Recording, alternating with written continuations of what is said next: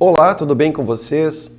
Hoje, dia 9 de dezembro, e estamos ao longo dessa semana falando sobre o texto de Sofonias, um dos profetas menores do Antigo Testamento. Eu sou o pastor Alexandre, do Colégio Concórdia de Santa Rosa, e aqui quero trazer para vocês um momento de meditação na Palavra de Deus. Sofonias fala ao povo inspirado por Deus, levando em conta a mensagem de juízo divino e também de salvação para aquelas pessoas.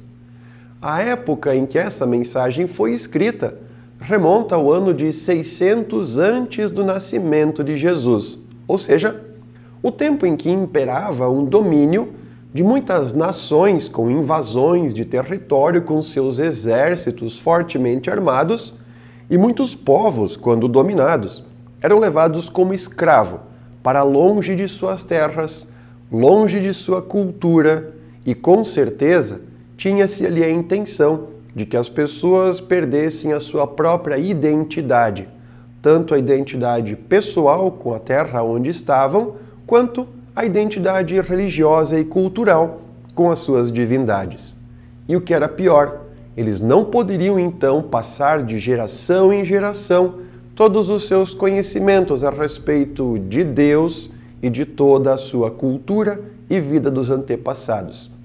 Isso era devastador, porque as memórias não seriam preservadas e ninguém mais conseguiria conhecer nada e não teria um apego sobre a sua gente.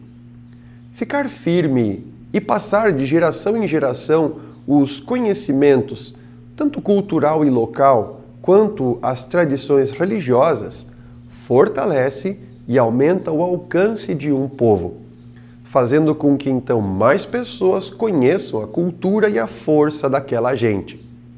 Era de responsabilidade do povo de Deus, então, o povo de Israel, preservar com segurança a palavra e o ensinamento do Deus triuno, o Deus Criador, mesmo que viessem a sofrer por causa disso. Até diante da morte, talvez, deveriam permanecer firmes até o final. Não era algo nada fácil naquele tempo e com certeza para nenhum de nós. Sofonias anunciava que as pessoas estavam longe de Deus e por isso seriam perseguidas e presas em um território inimigo por um bom tempo. Mas a profecia continua falando da salvação que viria sobre este mesmo povo que se tornaria fiel. Vejam que aqui o profeta diz que as coisas ficarão um pouco piores, mas logo ficarão melhores. É uma visão que para muitos é estranha, mas eu posso dizer que com certeza é algo bastante pedagógico, que nos ensina algo. Lá no capítulo 3 do texto do profeta Sofonias, no versos 20, está escrito: "Quando chegar aquele dia, eu os ajuntarei e os trarei de volta para o seu próprio país. Farei com que prosperem de novo. Vocês serão famosos no mundo inteiro, e todos os povos os respeitarão.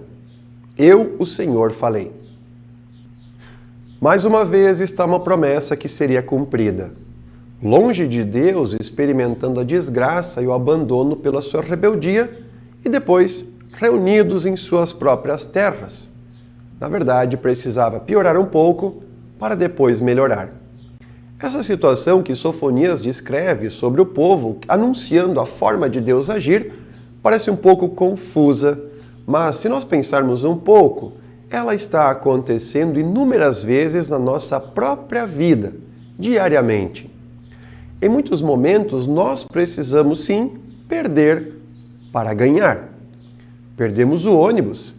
No dia seguinte, acordamos um pouco mais cedo e ganhamos tempo.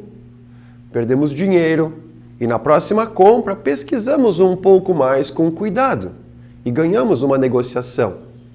Perdemos a força e na próxima vez pedimos ajuda e com isso nós ganhamos energia para realizar muitas mais tarefas.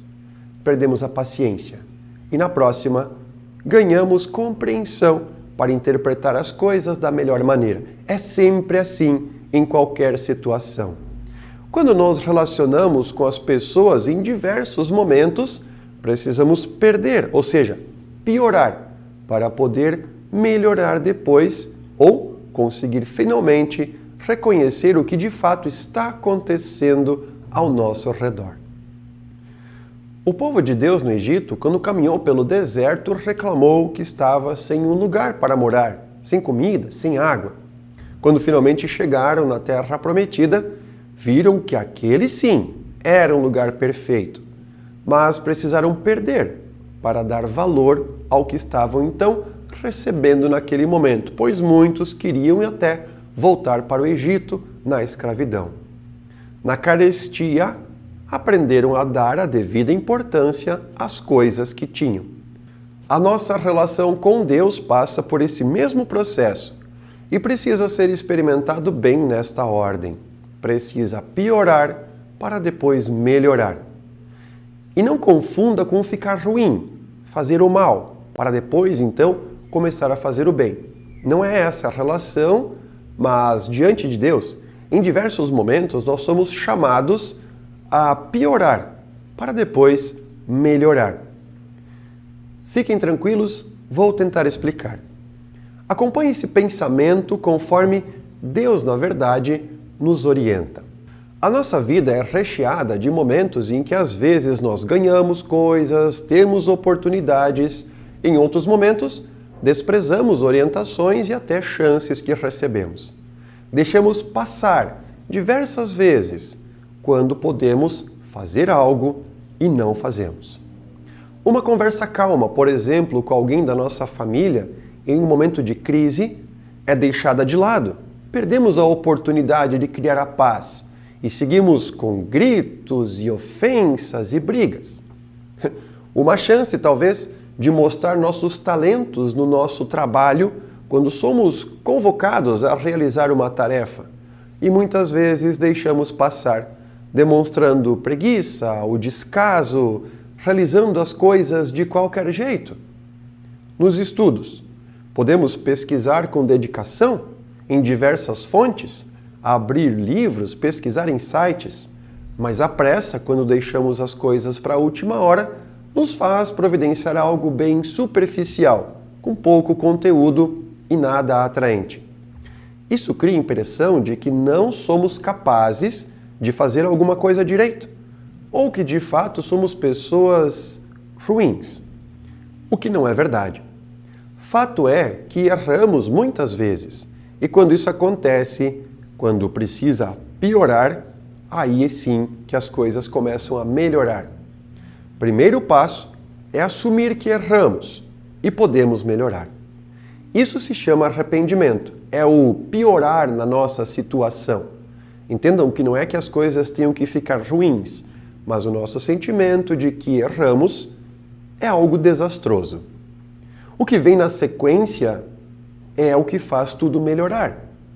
Quando podemos rever os nossos conceitos e promover a mudança na nossa conduta.